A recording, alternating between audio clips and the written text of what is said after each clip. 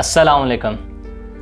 आज मैं जिस मौजू के ऊपर बात करने जा रहा हूँ वो बड़ा कॉमनली हर जगह पे हम लोग चैलेंज एक फ़ेस करते हैं कि हम काम करने लगे हुए हैं लेकिन हमारा उस काम में फ़ोकस नहीं होता।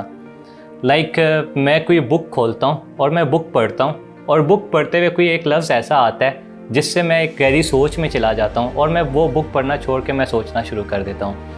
या फिर आपने स्टूडेंट्स देखे हैं जो काम घर से बैठ के करना चाह रहे होते हैं, असाइनमेंट्स बनानी होती हैं, प्रोजेक्ट्स करने होते हैं, लेकिन वो डिस्ट्रैक्शन की वजह से वो काम नहीं कर सकते।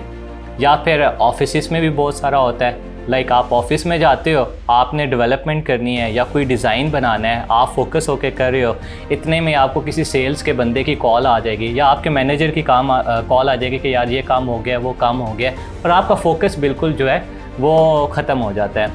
या फिर आप किसी एक छोटे से घर में रहते हैं, एक कमरे का मकान है, आपने पढ़ना है, आपने एग्ज़ाम्स देने हैं, आप मैट्रिक के स्टूडेंट हो सकते हैं, आप कॉलेज के स्टूडेंट हो सकते हैं, आप यूनिवर्सिटी के स्टूडेंट हो सकते हैं, आप पढ़ने लगे हुए हैं, वहीं पे आपकी बहन टीवी के ऊपर कुछ देख रही है, वहीं पे आपका बड़ा भाई शायद टीवी के ऊपर क्रिकेट मैच देखने लगा हुआ होगा, आपकी जो वालिदा हैं, आपकी अम्मी सिलाई कढ़ाई करने लगे हुए होंगी, और वो सारा शोर जो है आपको डिस्ट्रैक्ट करते हैं और आप पढ़ नहीं सकते।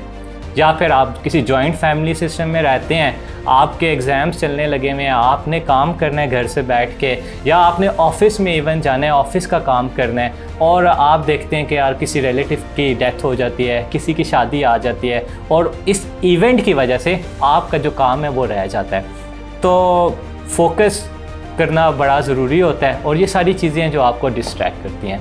तो मैं आपको बताऊंगा कि कैसे आप इन सारी चीज़ों से बच सकते हैं और आप अपने काम पे फोकस कर सकते हैं। अगर आप स्टूडेंट हैं, आप फोकस करके पढ़ सकते हैं। अगर आप जॉब करते हैं या आपका कोई बिज़नेस है, आप कोई काम करने लगे हुए हैं, प्रोफेशनल वर्क करने लगे हुए हैं, तो आप इन चीज़ों के ऊपर कैसे फोकस करके आप अपने काम को मुकम्मल कर सकते हैं। तो इसके लिए दो चीज़ें बड़ी इंपॉर्टेंट हैं। सबसे पहली चीज़ ये देखनी है कि हमारा जो बाहर का इन्वायरमेंट होता है ना, वो हमें डिस्ट्रैक्ट करता है कि हम फोकस करके काम ना कर सकें, और दूसरा चीज़ हमारा जो अंदर का इन्वायरमेंट होता है ना, वो हमें डिस्ट्रैक्ट करता है कि हम कैसे काम को फोकस करके नहीं कर सकते। बाहर के इन्वायरमेंट में आपका छोटा घर है, आप की वालिदा हैं, आपके बहन भाई अब्बू, ये सारी चीज़ें हैं जो आप काम करें, आपको आवाज़ आएगी बेटा जा दही लेकर आ जा, बेटा मोटर ऑन कर दे पानी खुल गया। तो ये सारी चीज़ें हैं, अब इनको आप चेंज नहीं कर सकते। तो जो बाहर की चीज़ें हैं ना, बाहर का जो इन्वायरमेंट है, उसको चेंज करना बड़ा टाइम कंज्यूमिंग होता है और बड़ा मुश्किल होता है। तो उस चीज़ के ऊपर मैं आज डिस्कस नहीं करूँगा। मैं डिस्कस करूँगा कि जो आपका अपना इन्वायरमेंट है, अंदर का इन्वायरमेंट है, आप उसको कैसे चेंज कर सकते हैं, ताकि जब आप भी कोई असाइनमेंट कर रहे हो, कोई बुक पढ़ने लगे हुए हो, और आप थॉट्स में ना चले जाएँ बल्कि आप फोकस करके उस काम को कर सकें। तो इसके लिए बड़ी इम्पॉर्टेंट चीज़ है, 3 टिप्स हैं जो मैं चाहूँगा कि आप इसके ऊपर गौर व फिक्र करें और ये आपको हेल्प करेंगी। सबसे पहली चीज़ है वाई, कि आप जो काम करने लगे हुए हैं वो आप काम क्यों करने लगे हुए हैं। आप स्टूडेंट हैं, आप ऑफिस में जॉब कर रहे हैं, आपका अपना बिजनेस है, जैसे मैं ये वीडियो बनाने लगा हुआ हूँ, तो आप कोई सी 10 रीज़न्स ऐसी लाजमी लिखें आज अकेले अपने साथ बैठ के कि आप ये काम क्यों करने लगे हुए हैं। फिर दूसरी चीज़ है वेयर।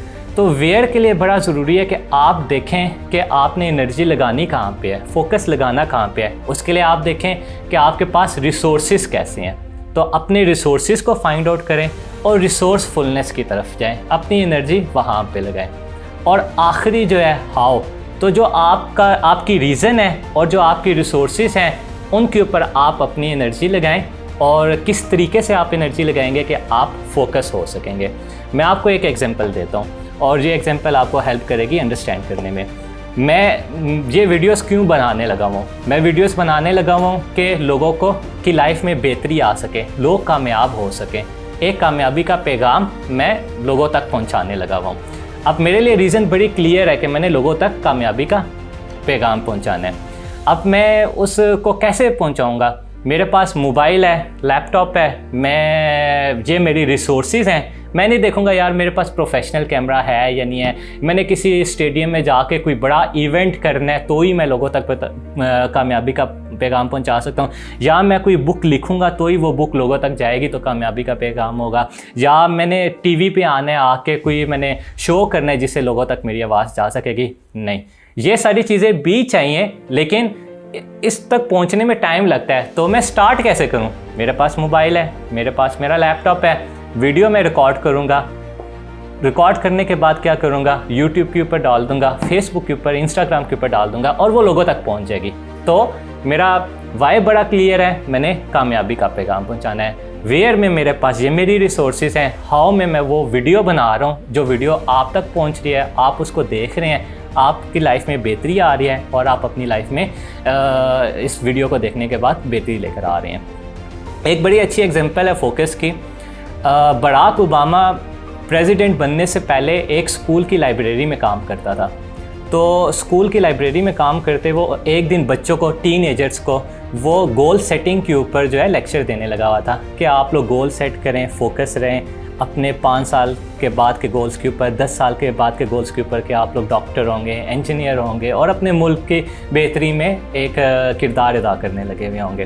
तो बच्चों के साथ वो डिस्कशन कर रहा था। बच्चे तो बच्चे होते हैं, टीनएजर्स थे, शरारती भी होते हैं। एक ने पूछा, सर आप हमें तो बताने लगे हुए हैं, आप खुद क्या करेंगे 10 साल के बाद? आप लाइब्रेरी में बैठे हुए हैं, कोई इतने ज़्यादा सक्सेसफुल नहीं है, तो आपका क्या गोल है 10 साल के बाद और आप कैसे फोकस होंगे? तो बराक ओबामा ने कहा कि मैं 10 साल के बाद अमेरिका, क्योंकि अमेरिका में था, अपने मुल्क का सदर हूँगा। और वही हुआ, 10 साल के बाद बराक ओबामा अमेरिका का प्रेसिडेंट था और ना सिर्फ वो एक दफ़ा बल्कि 2 दफ़ा प्रेसिडेंट बना और 10 साल तक कॉन्टीन्यूसली उसने एज अ प्रेसिडेंट अपना रोल अदा किया। तो आपका बड़ा मकसद होना चाहिए, क्लियर होना चाहिए, उसके ऊपर आप फोकस करें अपना पूरा। इंशाल्लाह अल्लाह ताला आपकी मदद करेगा और आपकी लाइफ में बेहतरी आएगी। मैं उम्मीद करूँगा कि इस कंटेंट से आपकी लाइफ में बेहतरी आएगी और आपको अगर ये कंटेंट बेहतर लगता है तो इसको आप अपने दोस्तों के साथ भी शेयर करें ताकि उनकी लाइफ में भी बेहतरी आए। अस्सलाम वालेकुम।